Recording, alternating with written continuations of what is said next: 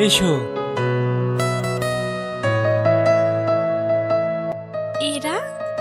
এরাই হলো সে হতভাগী ভাই বোন আমার, যাদের জন্য তোমাকে এখানে নিয়ে আসা। তাই বুঝি? বাহ, ভারী মিষ্টি তো। কিন্তু তোরা এখানে এইসব নিয়ে কি করছিস? আমরা এখানে মিষ্টি নিয়ে আমাদের নতুন মায়ের জন্য অপেক্ষা করছি। মা? হ্যাঁ মা, আমাকে পাশের বাড়ির দাদি বলেছিল যে বড় ভাবিরা নাকি মায়ের মতন হয়। তাহলে তুমি তো আমাদের বড় ভাবি, তুমি তো মায়ের মতন হবে না। আর তাছাড়াও সেই ছোটবেলায় মাকে হারিয়েছি, এখন আর মায়ের মুখটা ঠিক মতন মনেও পড়ে না। তোমাদের মা নেই তাতে কি হয়েছে? একবার যখন তোমরা আমাকে তোমাদের মায়ের জায়গা দিয়েছো, তখন আমিও তোমাদের কথা দিচ্ছি, আজকের পর থেকে আমি কোনোদিন তোমাদের মায়ের অভাব বুঝতে দেব না। তাই নাকি? তাহলে মিষ্টিমুখ করতে দেরি কিসের? এই নাও, তাড়াতাড়ি মিষ্টিমুখ করো।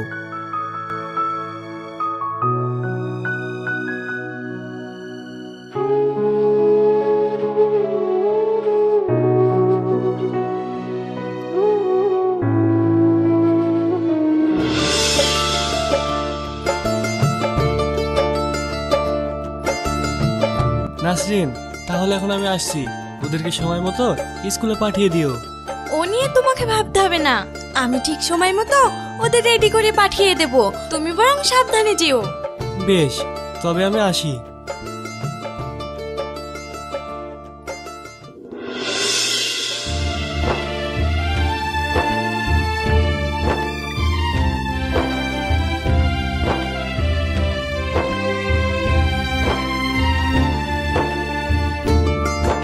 নাসরিন, নাসরিন,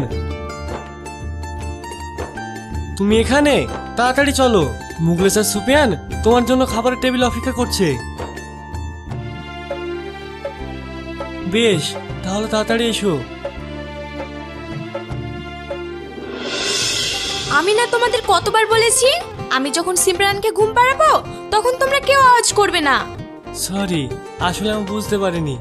বেশ, আজকের মতো ছেড়ে দিলাম, ভবিষ্যতে যেন এরকম ভুল আর না হয়।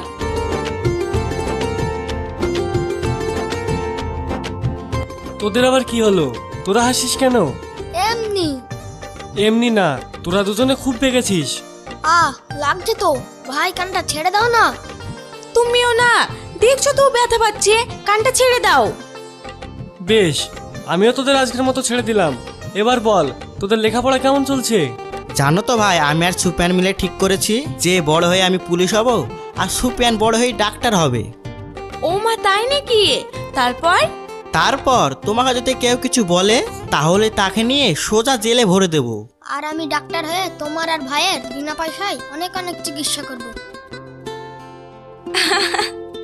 শুনেছো তোমাদের ভাইদের কথা? হ্যাঁ শুনছি তো। যদি এটাই সত্যি হয় তাহলে আর কিছু হোক না হোক তোমার এই বাড়িতে এসে ওদের ভাবির রূপে মা হয়ে ওঠাটা সার্থক হবে। তুমি একদম ঠিক বলেছো।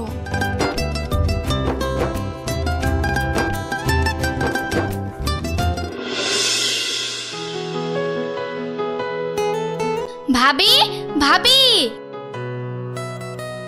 কি রে সিমরান, বলা নেই কোয়া নেই, হঠাৎ করে এই ভর দুপুর বেলায় চলে এলি যে? আসলে আমার তোমাদের জন্য খুব মন খারাপ করছিল তো, তাই। বেশ করেছিস, যখন তোর মন খারাপ করবে তখনই তুই এইভাবে আমাদের কাছে চলে আসবি। কি বলিস মুকলেশ? তুমি একদম ঠিক বলেছো। তো ভাই রাকেশ, সব খবর ভালো তো? আসলে ভাই, তোমাদের জানানো হয়নি যে রাকেশের একটু ছোট্ট ভুলের কারণে ওকে অফিস থেকে বার করে দেওয়া হয়েছে। আর এই মুহূর্তে ওর কোনো কাজ না থাকায় আমরা ঠিক করে বাড়ি ভাড়া দিতে পারিনি, আর বাড়ি ভাড়া দিতে পারিনি বলে বাধ্য হয়ে বাড়িটা ছেড়ে দিয়েছি। তোমরা যদি অনুমতি দাও তাহলে আমরা কিছুদিনের জন্য এখানেই থাকবো। আমি একটা কাজ পেলেই এখান থেকে চলে যাব। চুপ করো তোমরা। তুমি ওদের এভাবে বলছো কেন ভাই? ওরা কি কিছু ভুল বললো? হ্যাঁ বললো। ওদের এত বড় বিপদের কথা ওরা তো আমাকে জানায়নি। আর তার থেকে বড় কথা, ওদের এত বড় সাহস হয় কি করে? আমার সামনে দাঁড়িয়ে ওরা বলে কি করে যে ওরা কিছুদিন পর এই বাড়ি ছেড়ে আবার ভাড়া বাড়ি গিয়ে থাকবে? মানে এটাই যে আজকের পর থেকে ওরা এখানে আমাদের সাথে থাকবে। সেই ছোটবেলার মতো আমরা সবাই আবার একসাথে এই বাড়িতেই থাকবো। আমি জানতাম তুমি আমার বিপদের কথা শুনে কখনোই ফেলতে পারবে না। সত্যি ভাই, আপনার মতো মানুষ হয় না। বাবা ঝিলিক, এখানে তো দেখছি বোন আর ভাইয়ের ভালোবাসার খুব জমজমাট। বলছি একটু ভালোবাসা আর আদর আমাদের জন্যও রেখো। কি বলিস ঝিলিক? তার বলতে আসলে নাসরিন, সিমরান খুব বিপদে পড়েছে তো তাই। থাক, তোমাকে আর কিছু বলতে হবে না। আমরা দুই জায়ের রান্নাঘর থেকে সব শুনেছি, আর ওরা এখানে থাকবে শুনে আমি খুব খুশি হয়েছি। সত্যি ভাবি, তুমি এত বড় মনের মানুষ, আমার ভাবলেই অবাক লাগে। তুমি ছোট থেকে আমাদের জন্য যা করেছো তার ঋণ হয়তো আমরা কখনোই শোধ করতে পারবো না। এই জন্য তো আমার ভাবি পৃথিবীর সব থেকে ভালো ভাবি। বেশ বেশ, অনেক হয়েছে, এবার তোরা থাম। তোদের সব কথাই না হয় বুঝলাম, কিন্তু সুফিয়ান কোথায় গেছে? ও তো এখনো বাড়ি ফিরলো না। সত্যি তো, আমি তোর কথা একদমই ভুলে গেছি। আমি এখানে। আচ্ছা সুফিয়ান, তুমি সেই কোন সকালে না খেয়ে বাড়ির বাইরে বেরিয়েছো? তোমার জন্য আমাদের চিন্তা হয় না বুঝি? হয়তো, কিন্তু সবথেকে বেশি চিন্তা হয় আমার মায়ের মতো ভাবির জন্য। কি রে, তোর আবার কি হলো? আজ আমি খুব খুশি, আর এতটাই খুশি যে ইচ্ছা করছে তোমাকে কোলে তুলে নাচি। আজ আমি অনেক খুশি, খুব খুশি। আরে আমি পড়ে যাবো তো, নিচে নামা। কি এমন খুশির খবর যে বড় ভাবিকে কোলে নিয়ে এত নাচানাচি? আমাদেরও একটু বলো। আসলে আমি ডাক্তারি করার জন্য জয়েন্টে যে এক্সাম দিয়েছিলাম তাতে আমি পাশ করেছি। তার মানে তুই ডাক্তারি পড়ার সুযোগ পেয়েছিস? সত্যি আমার যে আজ কি আনন্দ হচ্ছে বলে বোঝাতে পারবো না। সকাল থেকে একটার পর একটা খুশির খবর এসেই চলেছে। তার বলতে তাহলে শালা বাবু, দেরি কিসের? এবার সবাইকে মিষ্টি মুখ করাও। হবে হবে, সব হবে। তার আগে তোমরা সবাই হাত মুখ ধুয়ে খাবার টেবিলে এসো। অনেকক্ষণ হলো তোমরা কিছু খাওয়া দাওয়া করোনি। হ্যাঁ, নাসরিন একদম ঠিক বলেছে। চলো চলো।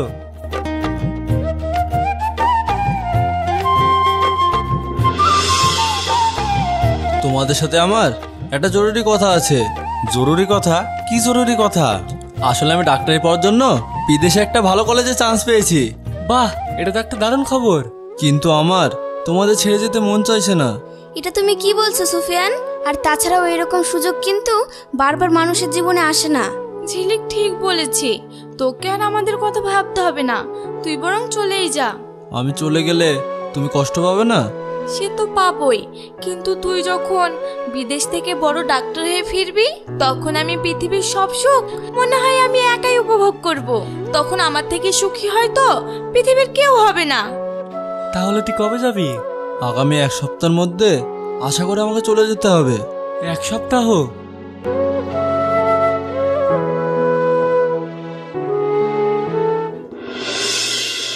সুফিয়ানটা চলে গেল, বাড়িটা বড্ড ফাঁকা ফাঁকা লাগছে। আর তাছাড়াও সবাই কত বড় হয়ে গেছে বলো, আর সবাই নিজের নিজের পায়ে দাঁড়াতে শিখে গেছে, বিয়েও হয়ে গেছে। আচ্ছা সুরজ, তোমার মনে হয় যে এতদিনে আমি বাড়ির যোগ্য বউ হয়ে উঠতে পেরেছি? মুগলে সুফিয়ান আর সিমরানের জন্য এ বাড়িতে আসা কি আমার সার্থক হয়েছে? এই বাড়িতে আসা তোমার সার্থক হয়েছে কিনা বলতে পারবো না, কিন্তু তুমি যে এই বাড়ির যোগ্য বউ সেটা আমি নিঃসন্দেহে বলতে পারি। তাই বুঝি? জানো তো নাসরিন, আমি মাঝে মধ্যে ভাবি তুমি যে ছোট থেকে আমার ভাই বোনদের এত কষ্ট করে মানুষ করলে, ওরা শেষমেশ তোমার ভালোবাসার এই সম্মানটা ওরা দেবে তো? ও নিয়ে তুমি চিন্তা করো না, ওরা খুব ভালো, দেখবে ওরা কখনোই আমাদের ফেলবে না। তোমার কথাই যেন সত্যি হয়। ভিতরে আসবো? আরে ঝিলিক, তুই ওখানে আয়, ভিতরে আয়। আসলে কিভাবে বলবো আমি ঠিক বুঝতে পারছি না। কি বলবি সেটা নির্ভয়ে বল, তোর কোনো ভয় নেই। আসলে বলছিলাম যে সুফিয়ান তো এখন বাড়িতে নেই, ওর ঘরটা তো ফাঁকাই থাকবে, তাই বলছিলাম যদি কিছুদিনের জন্য আমার আব্বাকে এখানে নিয়ে এসে রাখি। হো, এই ব্যাপার? এতে আবার বলা বলির কি আছে? তুমি ওনাকে আসতে বলো। এ কথা বা জিজ্ঞাসা করতে হয়? পাগলি মেয়ে কোথাকার, তোর আব্বা তো আমারও আব্বা। যা, তুই গিয়ে ওনাকে ফোন করে দে। ঠিক আছে, তাহলে আমি এখন যাই।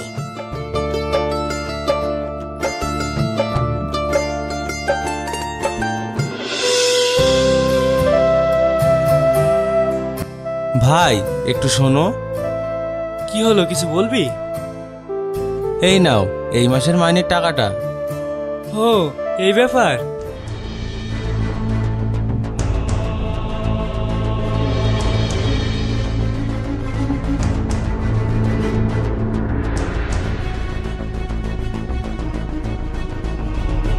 মা ঝিলিক, তোকে একটা কথা বলবো। আব্বা তুমি কি বলবে? আসলে বাইরে দেখলাম জামাই ওর ভাইকে বেশ কিছু টাকা ধরে দিল। ওগুলো কিসের টাকা? ও ওটা ওটা হলো তোমার জামাইয়ের মাইনের টাকা। মাইনের টাকা ওর ভাইকে দিল কেন? আসলে এটা হলো এই বাড়ির নিয়ম, প্রতি মাসে সংসার খরচের টাকা সুরজ ভাইয়ের হাতে তুলে দেওয়া। তুই কখনো কিছু বলিসনি? আমি আবার কি বলবো, সুরজ ভাই আর নাসরিন ভাবির কথাই হলো এই বাড়ির শেষ কথা। তা বললে তো হবে না। সত্যি আমি বিশ্বাস করতেই পারছি না তুই আমার মেয়ে হয়ে এত বড় বোকা। বোকা? তা নয় তো কি, শোন তাহলে।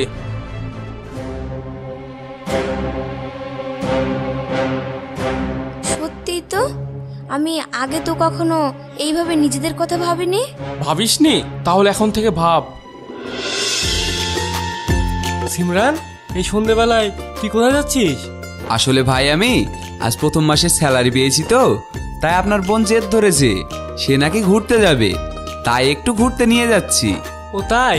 ভালো তো, বেশ তাহলে যাও।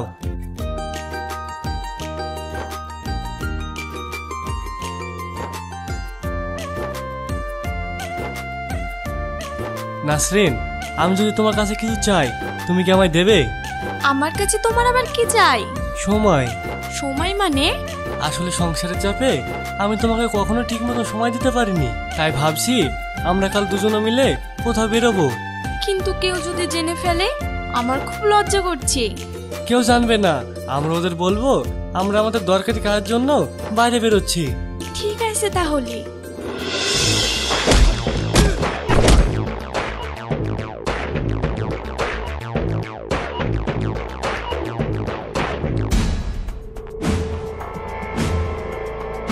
এ কি, তোমরা এখানে রাস্তার মাঝখানে দাঁড়িয়ে ঝামেলা করছো কেন?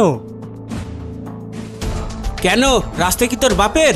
আমার বাপের না, কিন্তু রাস্তায় দাঁড়িয়ে এভাবে ঝামেলা করলে তো সেটা ভদ্রতা দেখায় না, তাই বললাম। কে বে তুই? এখানে এসেছি ভদ্রতা শেখাতে?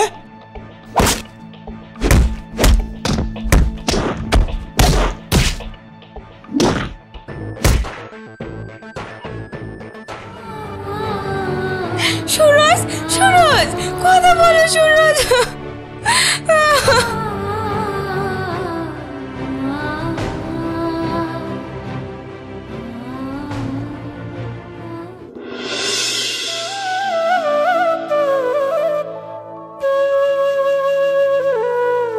দেখুন, উনি যেভাবে ওষুধগুলো খাচ্ছেন সেভাবে চালিয়ে যাক। যদি উপরআল্লাহর ইচ্ছা থাকে তাহলে আবার ঠিক একদিন চোখের দৃষ্টি ফিরে পাবে। তবে এই মুহূর্তে আমার পক্ষে কোনো কিছুই সম্ভব না।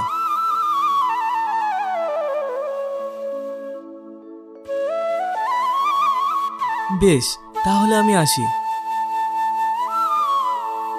মুকলেশ, তুই ওনাকে গেট পর্যন্ত দিয়ে আয়। আচ্ছা ঠিক আছে।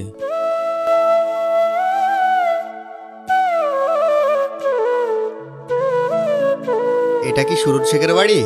হ্যাঁ, কিন্তু আপনি কে? আমি ব্যাংকে থেকে এসেছি। উনি কি বাড়িতে আছেন? হ্যাঁ আছে, আপনি ভিতরে আসেন। আপনি এখানে বসেন, আমি ডেকে দিচ্ছি।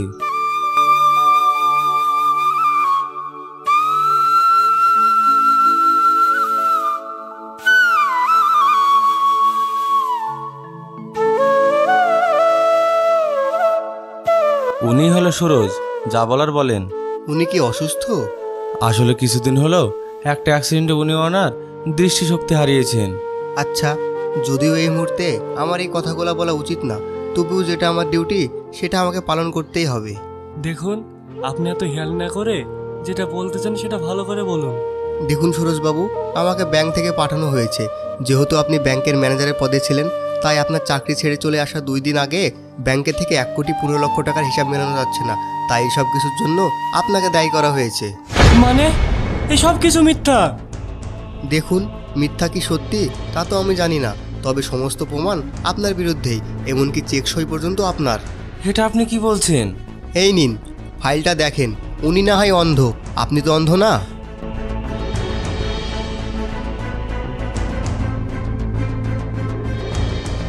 সত্যিই তো, এখানে উইথড্রল কাগজে ভাইয়ের সিগনেচার। দেখেছিস, তোকে আমি আগেই বলেছিলাম যে এই ছেলে এত বোকা না, যে চোখ দুটো চলে গেল আর অমনি চাকরি ছাড়ার আগে মোটা অঙ্কের টাকা হাতে নিয়ে চলে গেল। সত্যি তুমি না বললে আর নিজের চোখে না দেখলে এত কিছু বিশ্বাসই হতো না যে ওনার ভালো মানুষের আড়ালে এত কিছু। সাবধানে দেখিস, ওর ওই চুরির ক্ষতিপূরণ আবার আমার জামাইকে না দিতে হয়। তাহলে এরপর আপনার কিছু বলার আছে? দেখুন, বিশ্বাস করেন, আমি এ কাজ করিনি, এই সব মিথ্যা। দেখুন, আমি এখানে সত্য মিথ্যার বিচার করতে আসিনি, যেটা জানানোর দরকার সেটা জানিয়ে গেলাম। আর একটা কথা, 1 সপ্তাহের মধ্যে যদি আপনি এই টাকা ব্যাংকে ফিরিয়ে না দেন, তাহলে কোর্টের নির্দেশ অনুযায়ী বাকি জীবনটা জেলেই কাটাতে হবে।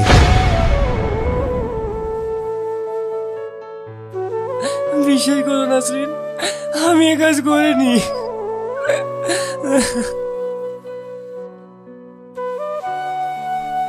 আমি বিশ্বাস করি যে তুমি এ কাজ করতে পারো না। নিশ্চয় ওদের কোনো ভুল হচ্ছে। মুখলেস, সিমরান, রাকেশ, ঝিলিক, তোমরা আমাকে নাসরিনের মতো বিশ্বাস করো তো, নাকি তোমরা আমাকে চোর ভাবছো?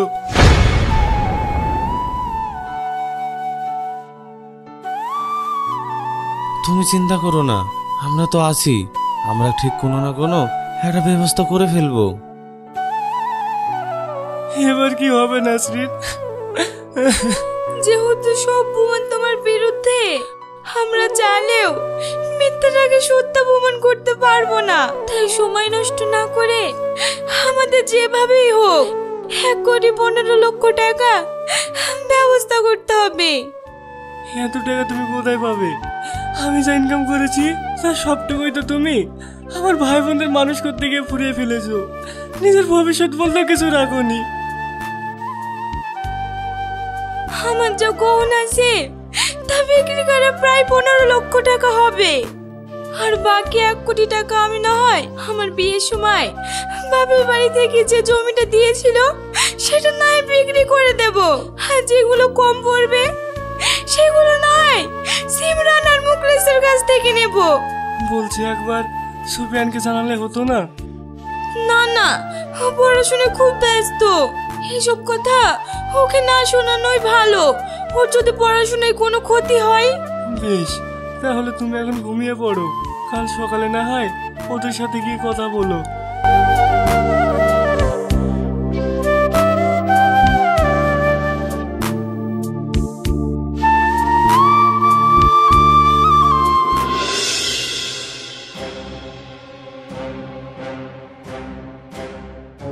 এখানে 50 লক্ষ টাকা আছে।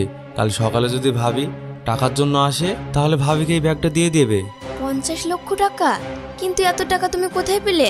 আমরা নতুন ফ্ল্যাট কেনার জন্য যে টাকাটা গুছিয়ে রেখেছিলাম, এটা সেটাই। ফ্ল্যাট কিনে রাখার জন্য সেই 50 লক্ষ টাকাটা? এই টাকাটা তুমি তোমার ভাইকে দিচ্ছ, সেটা কি ঠিক করছো? হ্যাঁ, ঠিক করছি। আমার ভাই আর ভাবি আমাদের জন্য যা করেছে, তার জন্য 50 লক্ষ কেন, 50 কোটি টাকা দিলেও তা শোধ হবে না।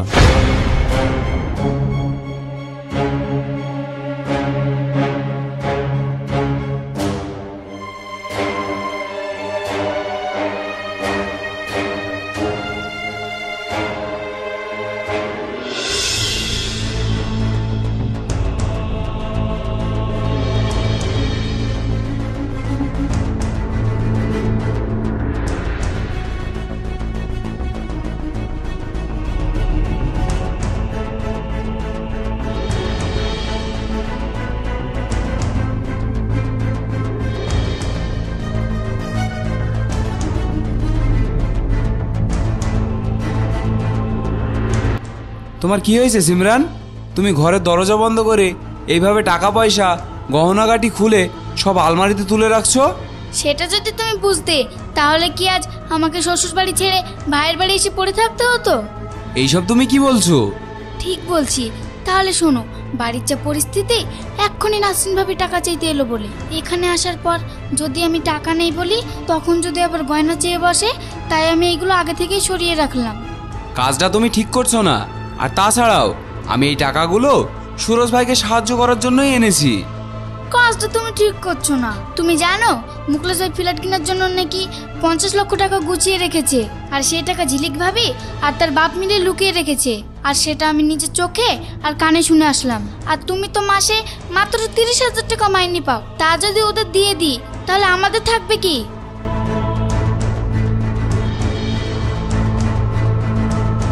আরে ভাবি তুমি ভিতরে এসো। সিমরান, তুই তো তোর ভাইয়ের অবস্থা সবই জানিস, তাই তোদের কাছে আসলাম, যদি তোরা কিছু দিয়ে সাহায্য করতে পারিস। সবই তো বুঝলাম, কিন্তু ভাবি তুমি তো তোমার নন্দের অবস্থা জানো, বলো তোমাদের যদি সাহায্য করতে পারতাম তাহলে তো ভালোই হতো, কিন্তু এই মুহূর্তে কি করে যে সাহায্য করব সেটাই বুঝতে পারছি না।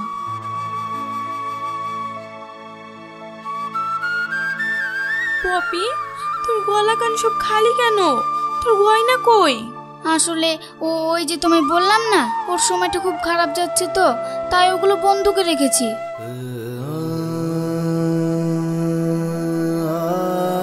কি হলো ভাবি, তুমি কি আর কিছু বলবে? না না, আমি আর কিছু বলবো না।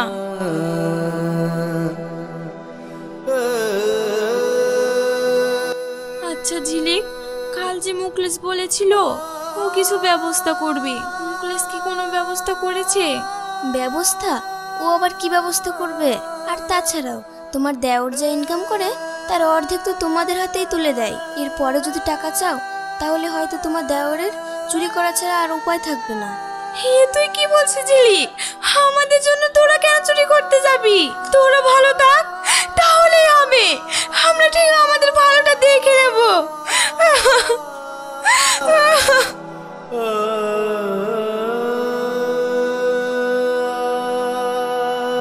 নাসরিন, কিছু ব্যবস্থা হলো? না গো, আমি কোনো ব্যবস্থা করতে পারলাম না। আজ মনে হচ্ছে আমরা হয়তো এই সংসারে বোঝা হয়ে গেছি। হয়নি যখন তুমি আর চিন্তা করো না, দেখবি ঠিক একটা ব্যবস্থা হয়ে যাবে।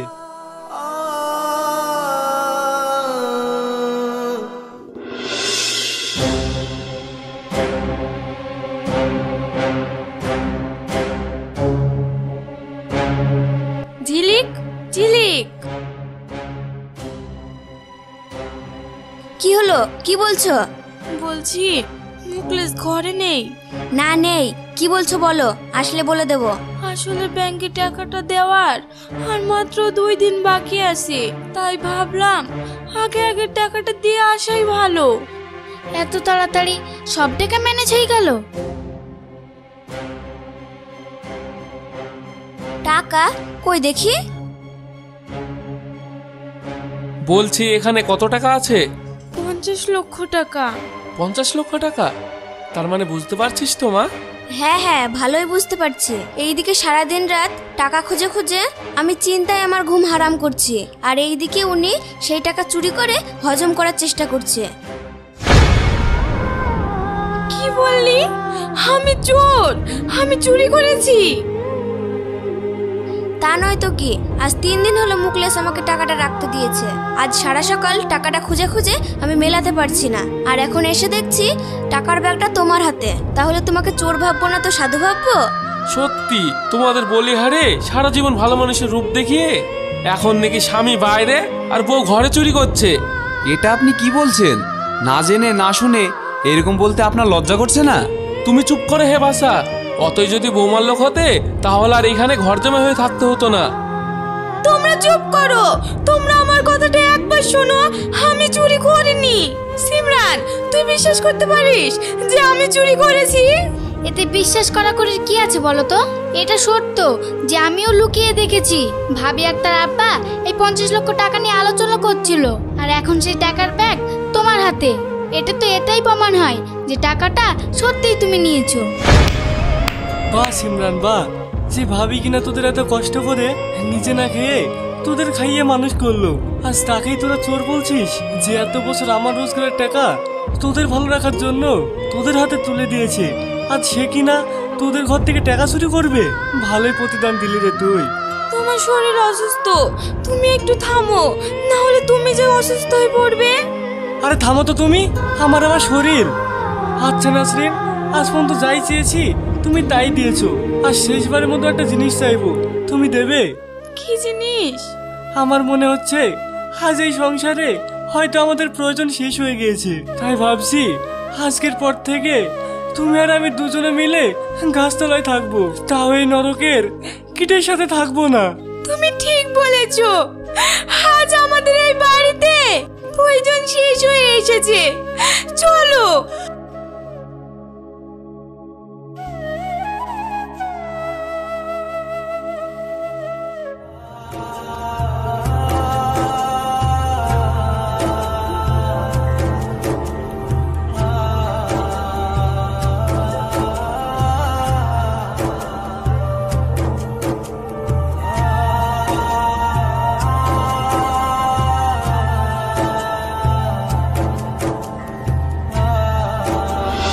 আয় ভিতরে আয়।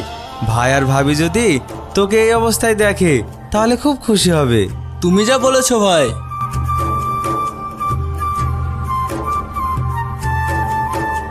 এ কি তোমরা সবাই চুপচাপ? ভাই আর ভাবি কই? ওনারা এই বাড়ি ছেড়ে চলে গেছে। বাড়ি ছেড়ে চলে গেছে মানে? হ্যাঁ, তোমার ভাবি আমাদের ঘর থেকে 50 লক্ষ টাকার ব্যাগ চুরি করেছিল, তাই আমি বলাতেই তারা এই বাড়ি ছেড়ে চলে গেছে। তুমি ভুল করেছো ঝিলি, ওই টাকাটা ভাবি না, আমি নিজেই ওদের দিয়ে গিয়েছি। এসব তুমি কি বলছো? বাহ, ভাবি আর তুমি কোনো কিছু না জেনেই আমার মায়ের মতো ভাবিকে চুরি বদনাম দিয়ে বাড়ি থেকে বার করে দিলে। আমি একটা কথা বলি, এখন নিজেদের মধ্যে কথা না বাড়িয়ে আমরা বরং ওদের ফিরিয়ে নিয়ে আসি। হ্যাঁ, তুমি একদম ঠিক বলেছো। আমাকেও নিয়ে চলো, আমি ওনাদের কাছ থেকে ক্ষমা চাইবো। বেশ, আপনারাও আসেন।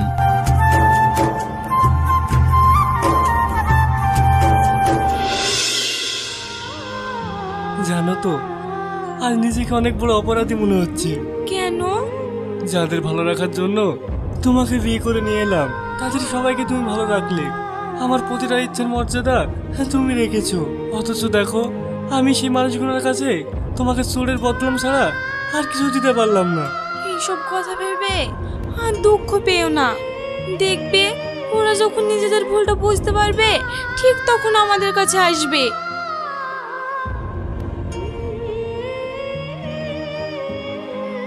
তোরা এখানে? কারা নাসরিন? সুফিয়ান, মুকলেশ আর সিমরান, ওরা সবাই। ওরা এখানে কি করতে এসেছে? ওদেরকে এখান থেকে চলে যেতে বলো।